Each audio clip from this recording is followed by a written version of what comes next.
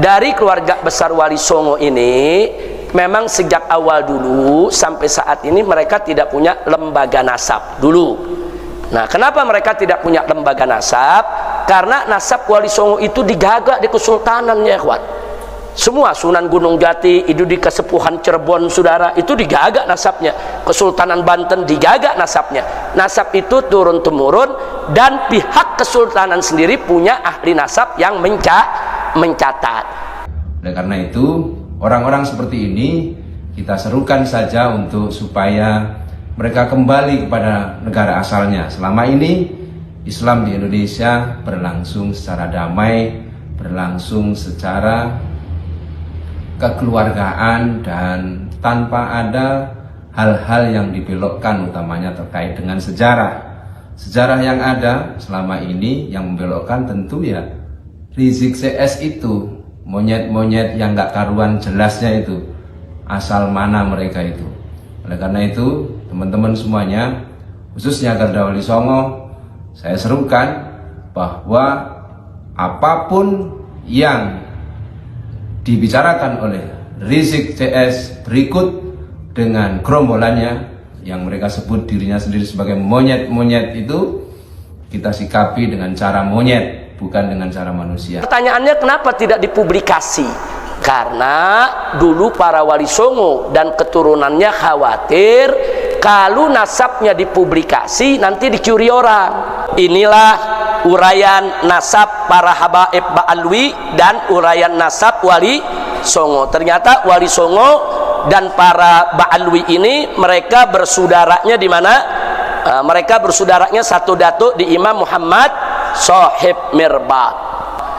Sejak semalam saya di pesantren Megu, dilanjutkan pagi di pesantren Benda Kerep, dihadiri oleh para kiai-kiai Benda Kerep, Kiai Muayyad, Kiai Abdurrahman, Kiai Muhammad, Kiai Ahmad bin Hasan, juga dihadiri oleh Keraton Kanoman, dihadiri oleh Keraton Martasinga, dihadiri oleh Pustakawan Keraton Kanoman, dihadiri oleh Nakobah Auliaut Tis'ah Kiai Ilzamuddin dari Madura, juga dihadiri oleh Ketua LP3SN Kiai Abdul Hanan Ihsan, Lembaga Pencatat Nasab Wali Songo.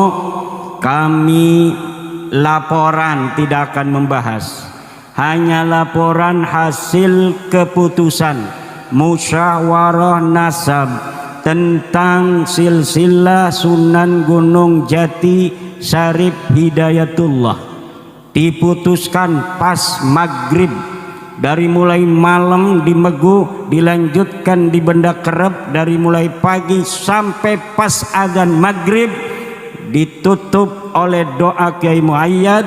Hasil keputusannya dibacakan oleh Kiai Haji Ahmad bin Hasan.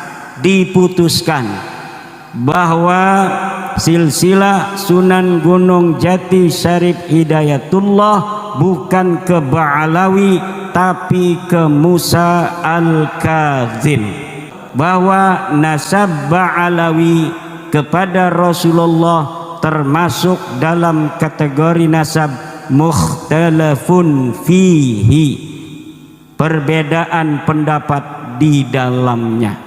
Banyak orang sekarang ngaku cucunya Wali Songo. Bahwasanya tidak ada anak cucu Wali Songo. Kalau ada orang yang sekarang ini, yang sekarang ngaku cucunya Wali Songo, itu nggak ada. Sekalipun ada dari pihak ibu, bukan dari pihak abah. Kalau dari pihak ibu terputus. Wali Songonya para habaib. Ini menurut para ahli nasab. Hampir 500 tahun generasinya lenyap. Nah, tentang nasab Wali Songo kenapa berpindah-pindah? Yang minda-minda itu bukan kita, Ba'lawi yang minda-minda nasab Wali Songo dalam kitab mereka. Ya. Tahun 1960 Salim bin Jindan menulis kitab bahwa tentang Syekh Khalil Bangkalan. Saya melihat sendiri manuskripnya dari cucu Syekh Khalil Bangkalan. Tulisannya tulisan Salim bin Jindan. Dia mengurut silsilahnya Syekh Khalil Bangkalan ke Wali Songo, kemudian ke Ba'lawi. Sementara manuskrip Nusantara yang telah diteliti oleh Profesor Dr. Husein Jayadiningrat tahun 1919, dari berbagai manuskrip yang ada, tidak ada itu Wali Songo keturunan Baklawi. Silahkan bukunya Profesor Dr. Husein Jayadiningrat masih ada di Tokopedia. Namanya itu Kritik Sejarah Banten. Kritik Sejarah Banten karya Profesor Dr. Husein Jayadiningrat. Itu dia meneliti berbagai macam manuskrip yang ada dari Wali Songo pada tahun 1919, kemudian dijadikan disertasi di Den Haag, Belanda. Kemudian kita bisa baca terjemahnya hari ini dari bahasa Belanda. Tidak ada satupun dari 11 riwayat keturunan jalur Wali Songo yang ada dicatat oleh Profesor Dr. Husein Jayadiningrat dari manuskrip-manuskrip tua yang ada di Nusantara yang jalur Baklawi. Jadi tahun 1919 saja tidak ada jalur Wali Songo ke Baklawi. Ya. Lalu pada zaman tahun 1960 baru ada manuskripnya dari tulisan Salim bin Jindan Baklawi. Ini dari Habaib. Nah, dikatakan ada manuskrip Negara Kertabumi di Cirebon 1690 abad 7, abad 17 berarti. Ternyata itu manuskripnya palsu. Nah, manuskrip palsu yang juga ditulis 1960 kemudian diatribusikan bahwa dicatat atau ditulis tahun 1690, padahal 1960 dibalik. Oh, dibalik. Kertasnya itu kertas yang biasa diproduksi oleh pabrik Indonesia. 1960. Silakan cari di internet manuskrip Negara Kertabumi palsu. Itu ada bagaimana filolog UI sudah mengadakan penelitian manuskrip itu palsu. Di situ ada silsilah Sunan Gunung Jati sampai Ubedillah. Ternyata manuskrip itu palsu. Pakainya apa itu? Tulisannya tulisan Jawa kuno. Jadi tulisannya Jawa, kemudian tidak berbahasa Belanda, tidak berbahasa Indonesia, tapi tulisan Jawa. Tapi ditulisnya 1960. Di sana ada nasab Wali Songo, terutama Sunan Gunung Jati sampai ke Ubedillah. Ternyata manuskrip ini adalah manuskrip palsu. Satu lagi manuskrip itu cerita Purwaka Caruban Nagari. Purwaka Caruban Nagari itu, yang juga ada silsilah ke Baklawi itu sama manuskrip Belanda. Manuskrip pada zaman Belanda yang ditengarai bahwa manuskrip itu adalah manuskrip sengaja untuk memutarbalikkan sejarah Indonesia. Jadi manuskrip-manuskrip kolonial, manuskrip-manuskrip palsu untuk memotong sejarah Wali Songo dan bangsa Indonesia hari ini. Kenapa? Karena Belanda itu, bapak-bapak, ibu-ibu, mempunyai sebuah kepentingan agar bangsa Indonesia ini jangan bersatu di masa depan. Akhirnya silsilah-silsilah kita yang satu dengan orang Aceh, dengan orang Maluku, dengan orang Bali, dengan orang Kalimantan dipisah-pisah. Bahwa tidak ada kaitan keluarga. Padahal semua orang Nusantara ini ada kaitan keluarga. Maka saya sudah katakan nanti saya akan berusaha untuk mengumpulkan segala sumber untuk mendapatkan nasab Nusantara agar bangsa Indonesia ini bukan hanya merasa dirinya bersaudara dengan perjanjian di atas Undang-Undang Dasar, tapi juga memang kita secara de facto adalah saudara dari sisi darah, sama-sama keturunan Nusantara.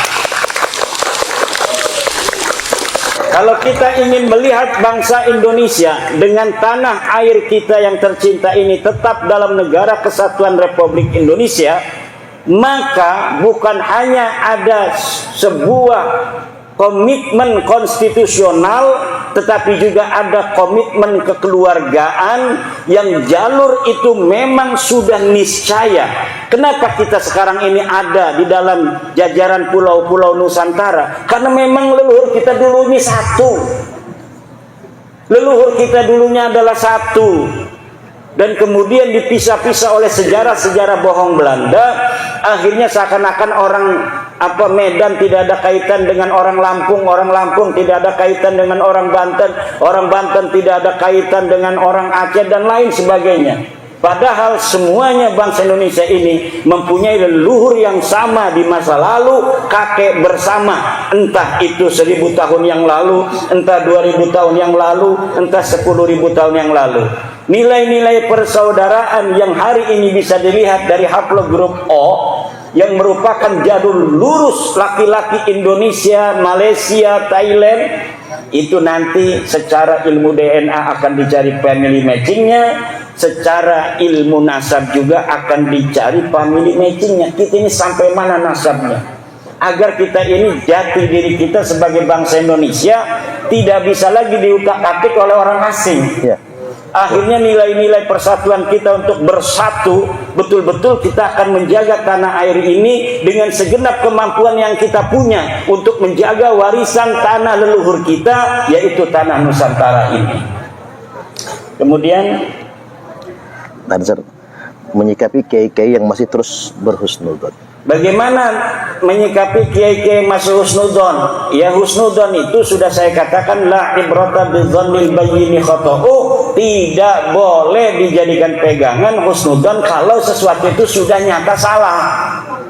Doraka hukumnya kita berhusnudzon kepada sesuatu yang jelas salah. Kalau dipaksa oleh ketua PWI Lampung, Ketua PWI Lampung Selatan, gula itu asin, jangan mau. Wong kita sudah merasakan gula itu manis kok. Kiai Parman memaksa kita ngomong gula itu asin, nggak bisa. Kita harus itu sesuai dengan keyakinan kita. Kata Rasulullah, walau aftal muftun yang sering di roasting orang itu, mereka tidak sadar sedang merosting Nabi Muhammad. Karena kalimat walau aftal muftun itu adalah kalimat dari baginda Nabi besar Muhammad sallallahu alaihi wasallam. Jika engkau telah meyakini kebenaran, maka jaga kebenaran itu walau aftakal muftun, walaupun orang-orang berfatwa berbeda dengan dirimu. Ini adalah ucapannya Rasulullah Muhammad sallallahu alaihi wasallam. Tetapi di roasting katanya Kiai Imad itu tidak akan menerima apapun dalil yang dibawa oleh ulama sedunia karena dia sudah mengatakan walau aftal muftun. Ya kalau mendatangnya bawa dalil, ya kalau saya nggak nerima dalil, saya bisa dihukum, bos. Ya. Kalau kita ngomong sembarangan nggak ada dalil, kita ini bicara hoak. Kalau hoak itu bisa kena pasal. Sekarang mana dalilnya yang mengatakan Ba'lawi itu turun Nabi? Ayo kita adu dalilnya. Kalau tidak berarti Anda yang menyebarkan hoak selama ini. Betul. Tapi kenapa Kiai Suparman belum melaporkan orang yang nyebarin hoak? Enggak tahu, tanya sama Kiai Suparman. Kalau saya sibuk ngajar ngaji, nggak bisa lapor-lapor kemana-mana. Kalau di somasi numpuk saya banyak itu somasi. Saya biarkan aja, kapan mereka mau melaporkan, ayo kita diskusi di pengadilan. Cocok.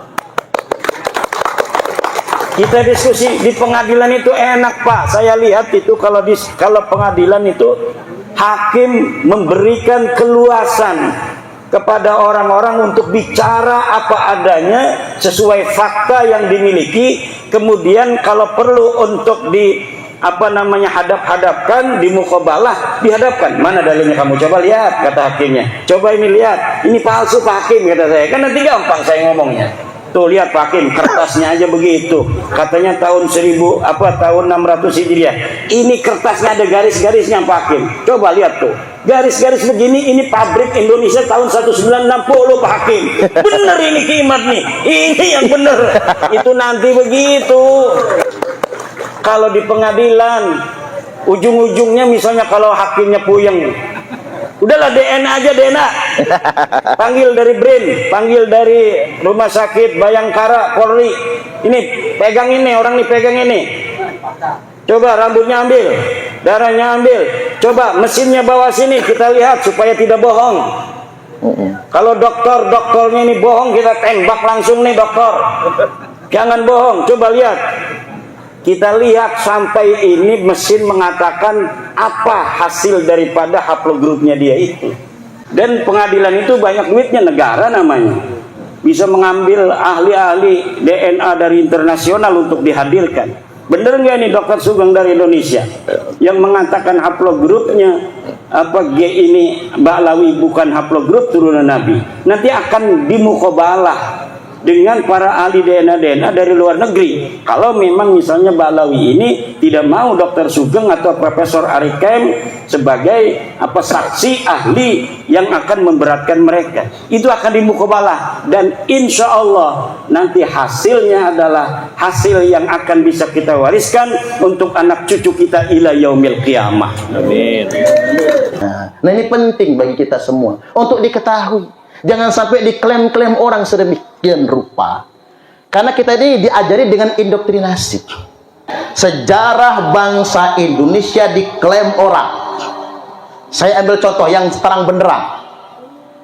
Semua ahli Ba'alwi yang ada di Indonesia mengatakan pendiri pesantren Sidogiri, Sayyid Sulaiman, itu adalah Ba'alwi.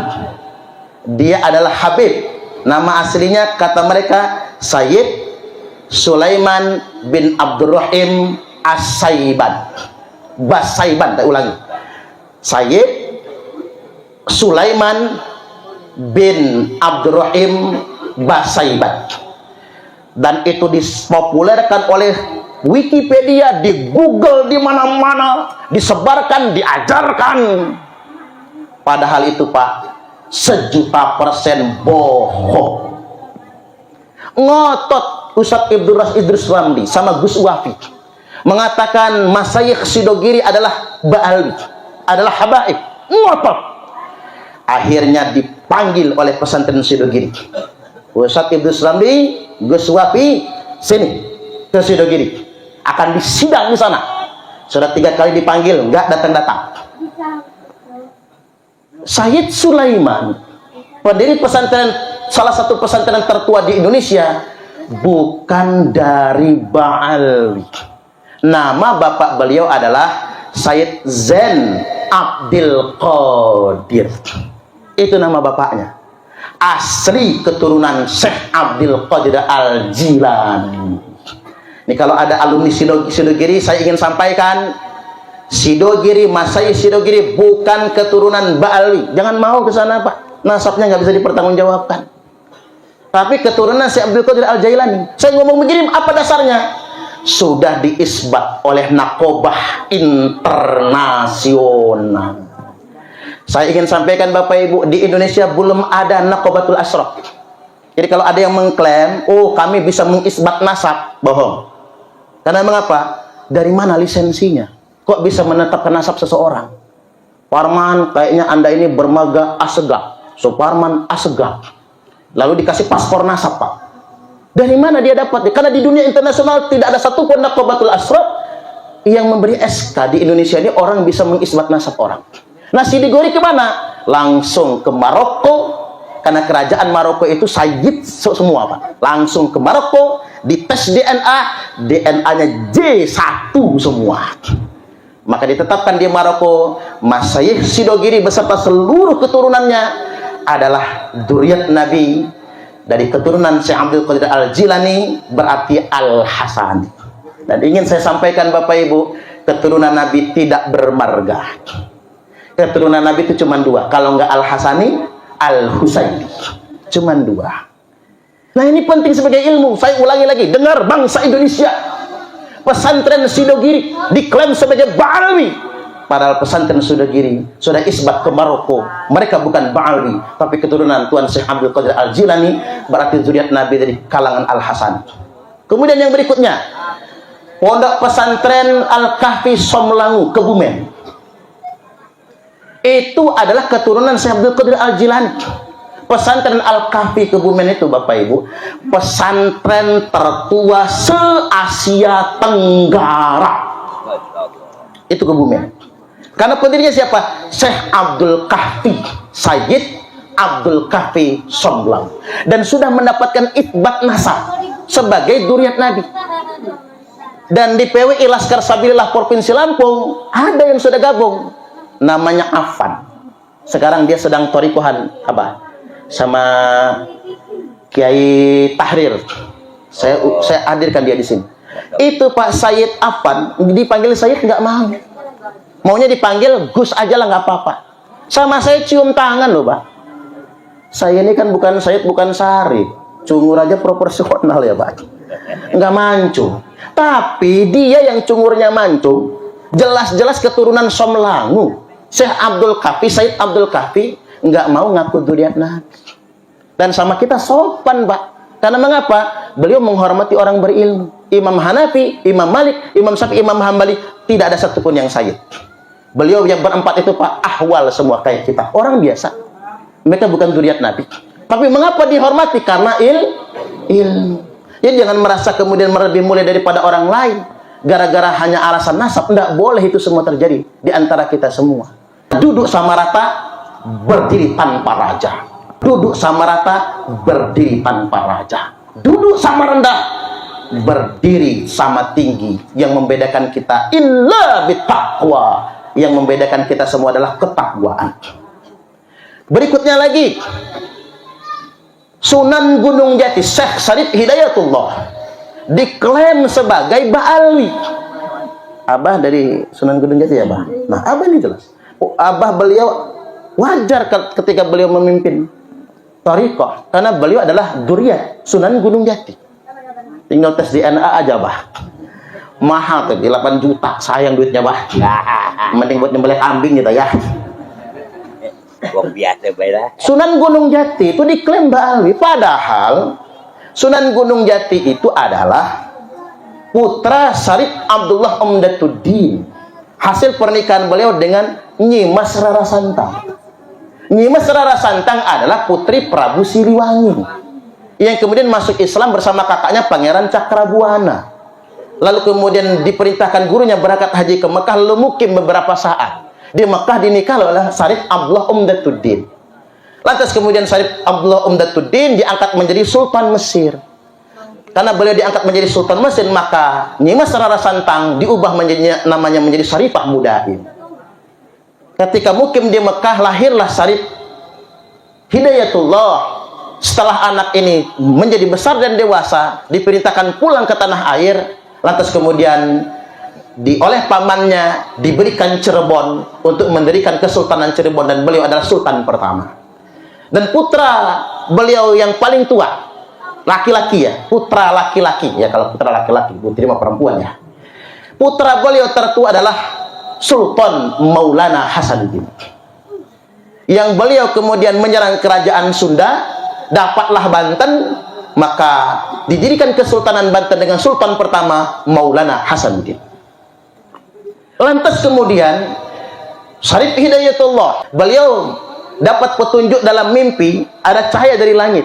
Cahaya dikejar sampailah di Lampung, tepatnya di Pugung Raharjo.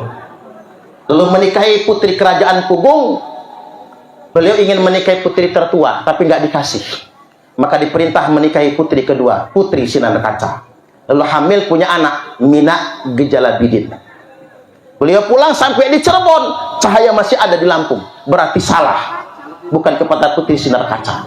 Maka beliau balik lagi ke Lampung, maka Raja Pugung memberikan putri tertua, Putri Sinar Alam. Lalu hamil, setelah dicerai ya tentunya, karena tidak boleh dua saudara perempuan dikumpulkan dalam satu pernikahan. Jangankan kakak beradik, bibi sama ponakan aja tidak boleh dikumpulkan dalam satu pernikahan. Maka kemudian dicerai Putri Sinar Kaca, dinikah Putri Sinar Alam, hamil, pulang lagi ke Cirebon. Kalau pulang ke Cirebon, namanya pernikahan kerajaan. Putri Sinar Alam bukan selir Sunan Gunung Jati, beliau istri resmi, Pak. Maka nggak boleh dibawa ke Cirebon sebagai selir, tapi tetap di kerajaan Pugung. Maka lahirlah Mina Gejala Ratu. Dua kakak beradik ini setelah besar diperintah oleh Raja Pugung, cari bapakmu di Cirebon sana. Maka kemudian dicari, Mina Gejala Ratu dikasih namanya Raden Muhammad Zaka. Yang lebih terkenal, ada Zaka di sini? Nggak ada ya, Pak?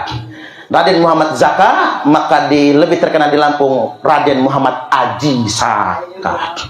yang kita kenal dengan sebutan Ratu Darah Putih. Raden Muhammad Aji Saka, itu nguapnya nguap beneran apa itu? Raden Muhammad Aji Saka mendirikan Keratuan Darah Putih. Minak Gejalabidin mendirikan Keratuan Melinting. Maka kemudian sampai sekarang ada cicitnya Raden Muhammad Aji Saka, namanya Raden Inten Kesumaratu I. Raden Inten Kesumaratu I punya anak namanya Raden Imba Kesumaratu II yang perang melawan VOC, lalu gugur, ditawan di Batavia, dibuang ke timur Belanda, lalu kemudian gugur, mati di sana. Cuman istrinya yang selamat karena sedang hamil. Siapa yang dikandung istrinya? Raden Inten Kesumaratu II yang wafat dalam usia 22 tahun tanggal 5 Oktober perang melawan VOC. Makanya silsilah keluarga putus di Raden Inten II, tapi dilanjutkan oleh pihak paman kandungnya Dalom Kesumaratu. Ini penting bagi kita semua. Jangan mau sejarah kita dibelokkan. Makanya disampaikan oleh para ulama, kalau ada manuskrip yang mengatakan Sunan Gunung Jati itu nasabnya ke Baalwi, maka itu manuskrip palsu. Saya ulangi, kalau ada yang mengatakan Sunan Gunung Jati itu silsilah nasabnya ke Baalwi, itu manuskrip palsu. Yang benar manuskripnya yang berdasarkan Serat Wali Songo itu berasal dari Mesir, seorang syarif, berarti keturunan Al-Husain atau Imam Husain. Penting bagi kita semua agar sejarah tidak kemudian dibelokkan. Selanjutnya kira-kira